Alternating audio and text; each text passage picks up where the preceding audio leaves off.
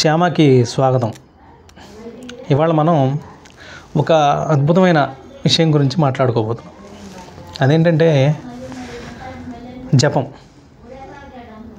జపం అనగానే మీ మనసులోకి వచ్చేది పూజలు, వ్రతాలు, అలా రుద్రాక్షమాలో ఏ తులసిమాలో తీసుకొని దైవనామస్మరణ చేసుకుంటూ కూర్చోవడం, ఆ భక్తి, ఇవన్నీ మీకు మైండ్లోకి వస్తాయి.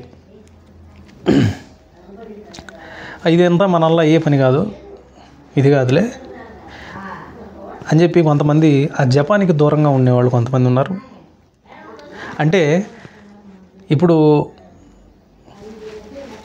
మనం ఈ జీవన విధానం ఎలా ఉందంటే పరుగులతో ఉంది. పొద్దున్న లేచిన దగ్గర నుంచి నిద్ర కూడా దానికి అలారం పెట్టుకొని నిద్రపోతాం. ఎందుకంటే ఆ టైంకి లేకపోతే మీరు చాలా కోల్పోతారు అన్నమాట. అంటే స్వేచ్ఛ అక్కడ కూడా పోయింది.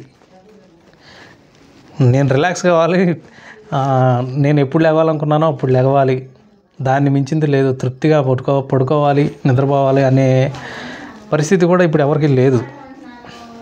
అంటే హైదరాబాద్ లాంటి సిటీలో పరుగులమయమైన జీవితంలో గడుపుతూ ఉంటాం. అయితే మనకు తెలియకుండానే ఈ లైఫ్ స్టైల్ అనేది చాలా డ్యామేజ్ చేస్తుంది.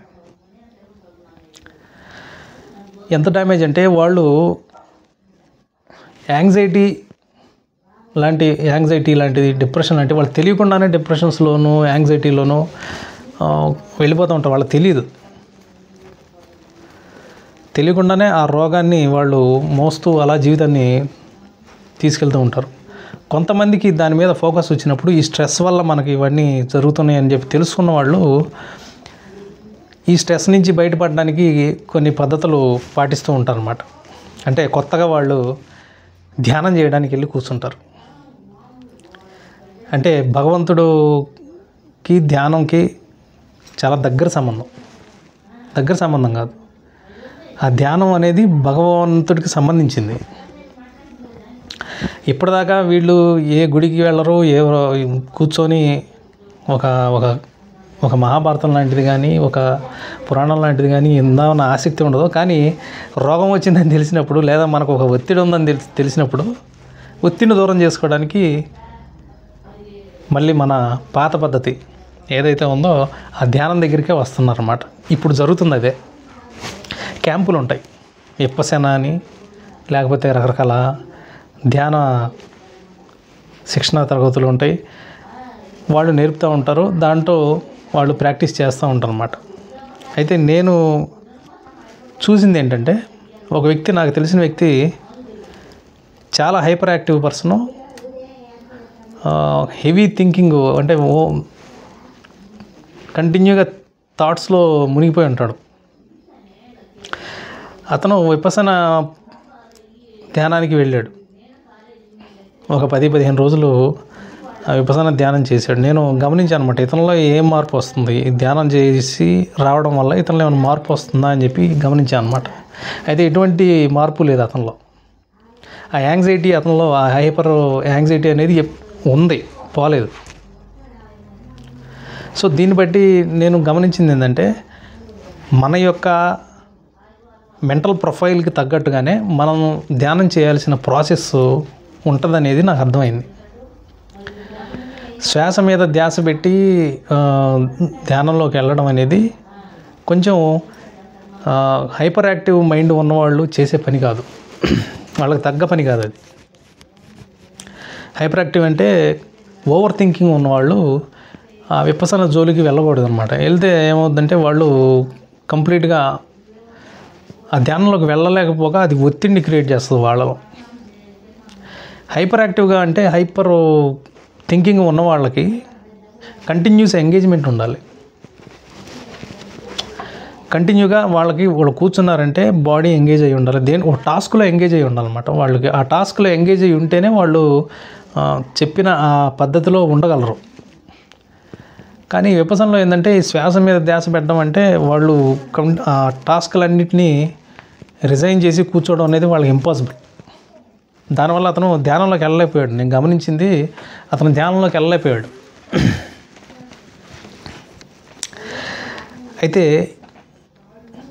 అన్నిటికంటే చాలా తేలికైనటువంటి ఒక మార్గం ఒకటి మన సనాతన కాలం నుంచి మనకి అందుబాటులోనే ఉంది. కాకపోతే దాని విలువ తెలియకుండా మనం అంటే మీకున్న స్ట్రెస్ని, మీకు ఉన్నటువంటి రుగ్మతల్ని దూరం చేసే చాలా సింపుల్ విషయం మన సంస్కృతిలో ఎప్పటి నుంచో ఉంది, కానీ దాన్ని మనం పిక్ చేసుకోవట్లేదు. అదేంటంటే జపమే. జపం కూడా ధ్యానంలోకి తీసుకెళ్తుంది. జపం కూడా అది కాదు, జపం ధ్యానంలోకి తీసుకెళ్ళడానికే ఉంది. ఈ జపం వల్ల ఉపయోగం ఏంటంటే ఈ హైపర్ యాక్టివ్ ఉన్న పర్సన్స్, అంటే ఓవర్ థింకింగ్ ఉన్న వ్యక్తులు, వాళ్ళకి సరైందనమాట. వాళ్ళకి మాల పట్టుకున్నప్పుడు ఇది ఎంగేజ్మెంట్ అయి ఉంటుంది, అంటే బాడీ ఈ వర్క్లో ఎంగేజ్ అయి ఉంటుంది. దాని తర్వాత ఒక పేరు, లేకపోతే ఒక నామం, లేక ఒక బీజాక్షరం వాళ్ళు కంటిన్యూగా రిపిటేషన్ చేయడం వల్ల ఇక్కడ ఉన్నటువంటి మన వాక్కు, మన మైండ్ అంతా కూడా ఒక టాస్క్ మీద ఎంగేజ్ అయిపోయి ఉంటాయి. ఆ తర్వాత నుంచి ఆ జపం వాళ్ళని మెడిటేటివ్ స్టేట్లోకి తీసుకెళ్తుంది.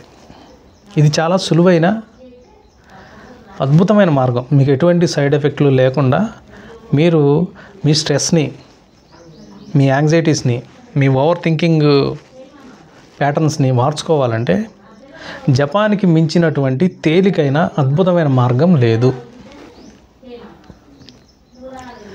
జపం వల్ల సాధ్యం కాదంటూ ఏది లేదు. ఆ విషయానికి వస్తే అసలు మన జీవితాలను మార్చేయగల శక్తి జపానికే ఉంది. ఒక మంత్రజపం కానీ, నామజపం కానీ, నీ ఇష్టదైవం యొక్క నామజపం చేయడం వల్ల మీ జీవితంలో ఎన్నో మార్పులు చోటు చేసుకుంటాయి. సరే, ఆ విషయాలన్నింటినీ వేరే సందర్భంలో మాట్లాడుకోవచ్చు. అయితే ఇప్పుడు కుండలిని జాగృతి అనేది ఒక మంచి ఫ్యాన్సీ పదం అన్నమాట.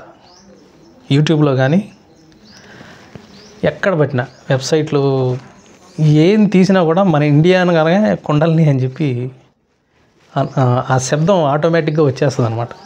తంత్ర అనగానే కుండలిని, ధ్యానం అనగానే కుండలిని చక్రాస్. ఈ షట్చక్రాలు అంటే ఏమిటి, వాటి మీనింగ్, డీపర్ మీనింగ్ ఏంటి తెలియకుండానే చక్ర హీలింగ్ మ్యూజిక్, ఇలాగ రకరకాల వైపరీత్యాలన్నీ వచ్చేసినాయి.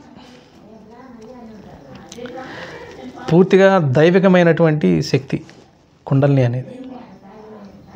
నీకు దైవభక్తి లేకుండా, దైవం దగ్గరగా వెళ్లకుండా ఈ కుండలిని జాగృతి అనేది జరగదు.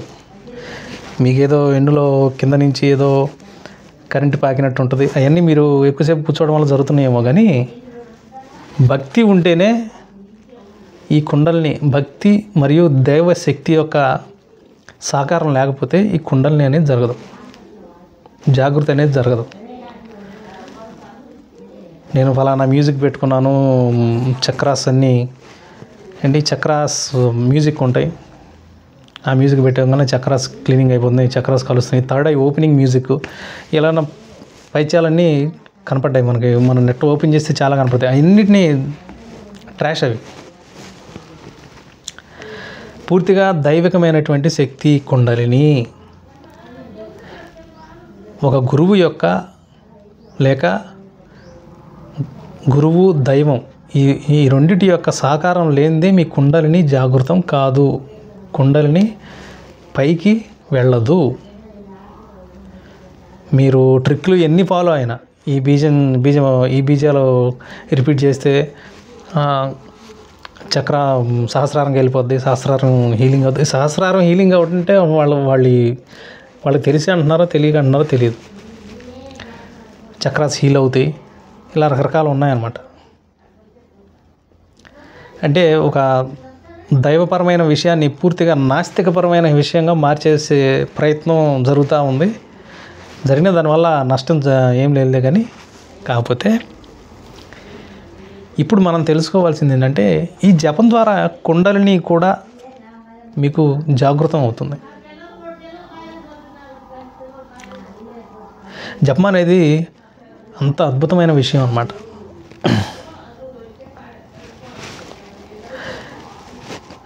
మామూలుగా ఈ కుండలిని గురించి మీరు వినే ఉంటారు. కుండలిని అవేకన్ అయిపోయింది అంటే జాగృతి అయిపోయింది, కుండలిని పైకి వెళ్ళిపోయిందని చెప్పి చెప్తూ మనం వినే ఉంటాం. కుండలిని ఎప్పుడు కూడా మనలో జరిగే ప్రాణవాయువు దగ్గర నుంచి, గుండె కొట్టుకునే దగ్గర నుంచి ప్రతి విషయం కూడా కుండలిని యొక్క చర్యలే. కుండలిని పనిలో లేకుండా ఈ ప్రాణం ఈ భూమి మీద నిలబడదు. అది కంటిన్యూగా పనిచేస్తూనే ఉంటుంది కుండలిని. అయితే ఈ జాగృతి అనేది సపరేట్ ఒక వ్యవస్థలోకి వెళ్ళడమే, ఆ కుండలిని శక్తి మరొక వ్యవస్థలోకి రావడం అనేదే ఈ కుండలిని జాగృతి. అంతేగాని అప్పుడు దాకా లేనిది ఏదో కొత్తగా వచ్చినట్టు కాదు, ఉన్న శక్తినే జాగృత అవస్థలోకి తేవడం అన్నమాట. ఆ సబ్జెక్ట్ కూడా తర్వాత మాట్లాడుకుందాం. కానీ ఇవాళ మనం తెలుసుకోవాల్సింది ఏంటంటే ఈ జపం అనేది కుండలిని కూడా ఏ విధంగా జాగృతం చేస్తుంది, ఏ విధంగా కుండలిని వైపుకు ప్రయాణం చేస్తుంది అనేది తెలుసుకుందాం. మీకు తెలిసే ఉంటుంది, మనలో ప్రాణవాయువు దగ్గర నుంచి మనం మాట్లాడే మాట, ఇప్పుడు నేను మాట్లాడుతున్న మాట ఈ కంఠం దగ్గరకు వచ్చి ఈ పెదవుల ద్వారా బయటికి వ్యక్తం అవుతుందంటే ఇదంతా కుండలిని శక్తి యొక్క ప్రక్రియ. అసలు వాక్కు ఎలా పుడుతుందో తెలుసుకుందాం. దాని తర్వాత ఈ జపానికి ఏ విధంగా ఇది కనెక్ట్ అయి ఉంటుందో తెలుసుకోవచ్చు. మనలో వాక్కు ఎలా పుడుతుందో మన శాస్త్రాల్లో, మన తంత్రశాస్త్రాల్లో చాలా విపులంగా వివరించారన్నమాట.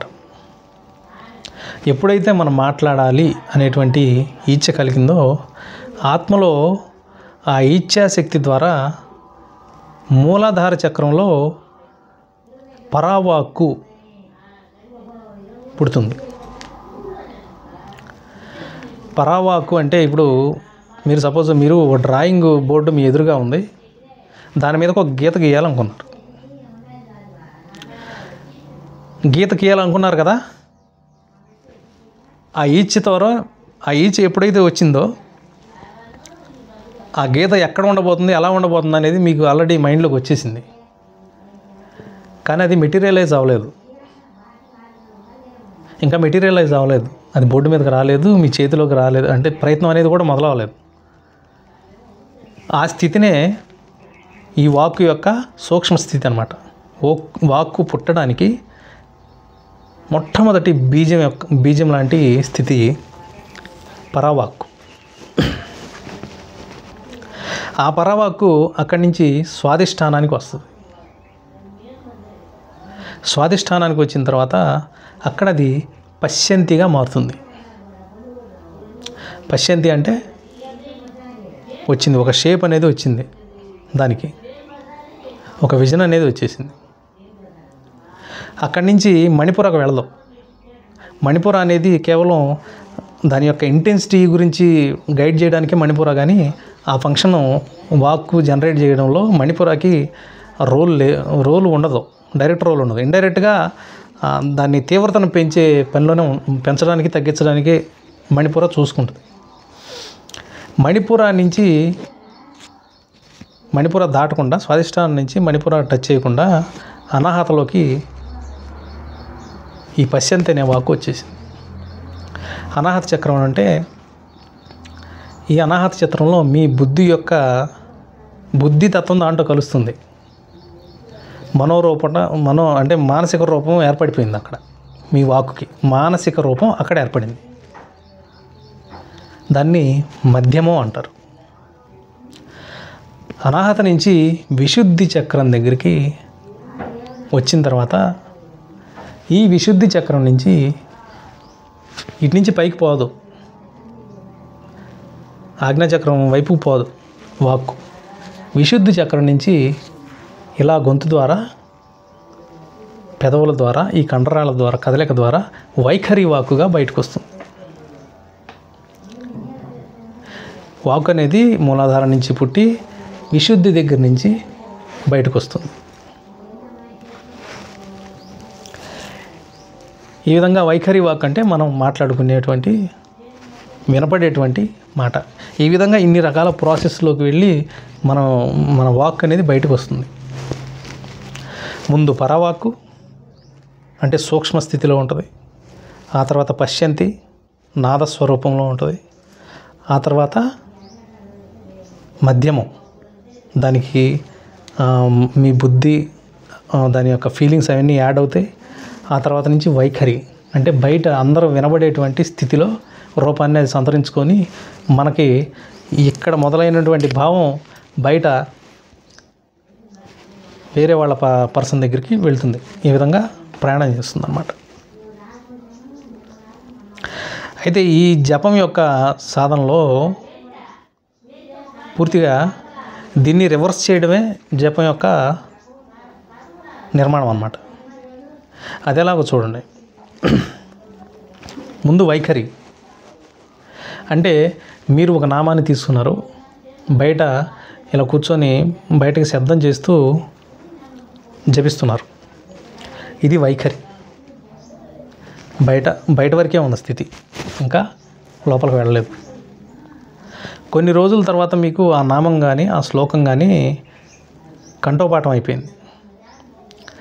కంఠోపాఠం అయిపోయినప్పుడు మనసులో పఠించడం మొదలుపెట్టారు.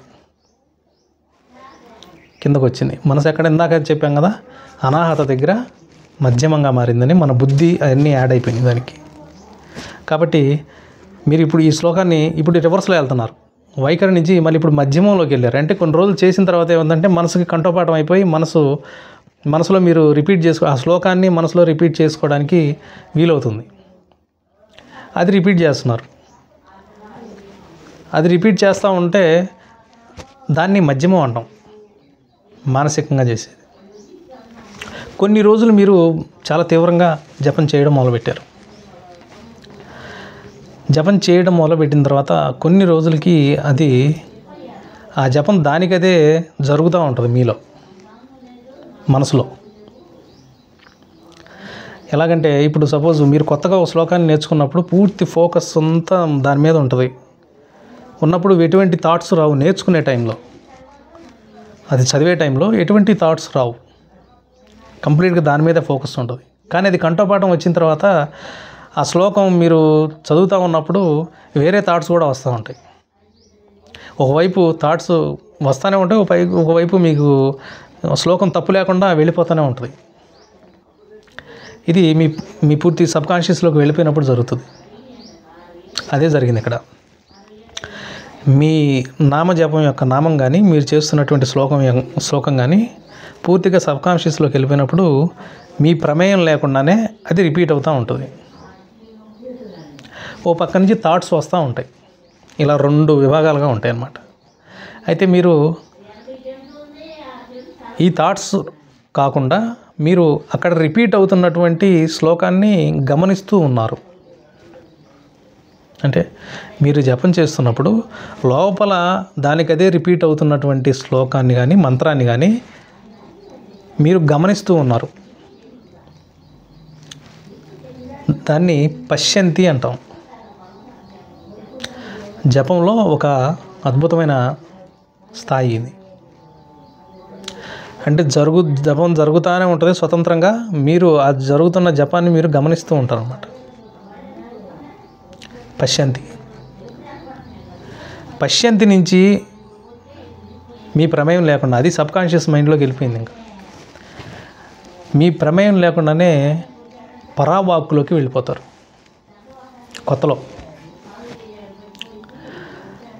పరావాక్కులోకి వెళ్ళిపోయినప్పుడు ఇక్కడ ఆ రిపిటేషన్ కూడా ఉండదు. పూర్తిగా ఒక మీకు అర్థం కానటువంటి లేయర్స్ అన్నీ మీకు ఓపెన్ అవుతూ ఉంటాయి. అంటే మైండ్లో అర్థం కాని శబ్దాలు, అర్థం కాని విజువల్స్ కనపడుతూ ఉంటాయి. అది దాటిన తర్వాత పూర్తిగా బ్లాంక్ స్టేట్లోకి మైండ్ వెళుతుంది. కానీ మనం ఎక్కువగా ఆ బ్లాంక్ స్టేట్లోకి ఉండడం మనకు అలవాటు లేని వ్యవహారం. ఏంటంటే మనం ఇప్పుడు దాకా ఎంగేజ్ అయ్యి ఉన్నాం కదా ఏదో ఒక టాస్క్లో. కంప్లీట్గా విత్డ్రా అయిపోయిన తర్వాత మన బాడీ ఎప్పుడైతే, అంటే మనం కూర్చొని ధ్యానం చేస్తున్న వాళ్ళు సడన్గా వాళ్ళ శరీరం యొక్క పట్టు కోల్పోతారు. అంటే ఇలాగ స్ట్రైట్గా కూర్చున్న వాళ్ళు కూడా శరీరం యొక్క కీళ్ళు అవన్నీ కూడా విత్డ్రా అయిపోతాయి, ఇలాగ వంగిపోతారు. అంటే వాళ్ళకి పోస్చర్ సరిగ్గా లేని వాళ్ళు ఇలా వంగిపోతారు అనమాట. అంటే బాడీ మీద మైండ్ యొక్క గ్రిప్ వదిలేసింది ఆ క్షణంలో. వదిలేసి ఆ బ్లాంక్ స్టేట్లోకి వెళ్ళగానే మనకి ఎక్కువసేపు ఉన్న అలవాటు లేదు కాబట్టి టక్కున మళ్ళీ వెనక్కి మన సబ్కాన్షియస్ రేంజ్లోకి వచ్చేసి రకరకాల విజువల్స్, రకరకాల సౌండ్స్, మీకు అర్థం కాని సౌండ్స్, మీకు అర్థం కాని విజువల్స్ కనపడుతుంటాయి. అప్పుడు మీకు అనిపిస్తుంటుంది ఎక్కడికో వెళ్ళాము, ఎక్కడో టైం స్కిప్ అయింది, ఏదో జరిగింది అని మీకు అనిపిస్తూ ఉంటుంది. అదే ధ్యానంలోకి వెళ్ళడం. ఈ ధ్యానంలోకి వెళ్ళడమే ఇదే కొనసాగి ఆ బ్లాంక్ స్టేట్ని మీరు కంప్లీట్గా ఆ బ్లాంక్ స్టేట్లో ఉండిపోవడం ఒక అద్భుతమైన అనుభవం. ఇదంతా కూడా జపం వల్ల సాధ్యం అవుతుంది. ఇప్పుడు ఈ కుండలిని గురించి మాట్లాడుకున్నాం కదా. ఈ పరావాక్ అనేది ఎక్కడ మొదలైంది? మూలాధారంలో మొదలైంది కదా. మనం పరావాక్కి వెళ్ళిపోయినప్పుడు మూలాధారం దగ్గరికి వెళ్ళిపోయినట్టే మన శక్తి. ఆ మూలాధారం మీరు ధ్యానంలోకి వెళ్ళిపోతున్నారంటే మీ జాగృతి మొదలైంది అని అర్థం. కుండలిని జాగృతి కావాలనుకున్నా, మీరు ధ్యానం చేసి మీరు స్ట్రెస్ని రిలీజ్ చేసుకోవాలనుకున్నా, మీ సబ్కాన్షియస్ మైండ్ యొక్క పవర్ని, మీ ఇంట్యూషన్ పవర్ని ఒక 100 రెట్లు పెంచుకోవాలనుకున్నా కూడా జపం అనేది ఒక అద్భుతమైన మార్గం. అయితే ఈ జపం గురించి ఇంకా ఎన్నో గొప్ప గొప్ప విషయాలు ఉన్నాయి. ఇంకా మనం అసలు విషయాలలోకి వెళ్ళలేదు. కేవలం మనం ఒక సైంటిఫిక్ రీజన్, ఒక లాజికల్గా మాట్లాడడానికే ఇదంతా చెప్పింది. బియాండ్ లాజిక్స్ బోల్డ్ అని ఉన్నాయి జపం వల్ల జరిగాయి. అవి సందర్భం వచ్చినప్పుడు మాట్లాడుకుందాం. అయితే ఈ జపం గురించి ఇంకా మంచి మంచి విషయాలు ఇదే మొదలు. ఇక తర్వాత నుంచి ఈ జపం గురించి ఇంకా ఎన్నో ఆసక్తికరమైన విషయాలు ఉన్నాయి. అవన్నీ తెలుసుకుందాం రాబోయే వీడియోలో. ఈ వీడియో మీకు అర్థమైనట్లయితే, నచ్చినట్లయితే మీ అభిప్రాయాలని కామెంట్ రూపంలో తెలియజేయండి. జై శ్యామ, జై మా కాళీ.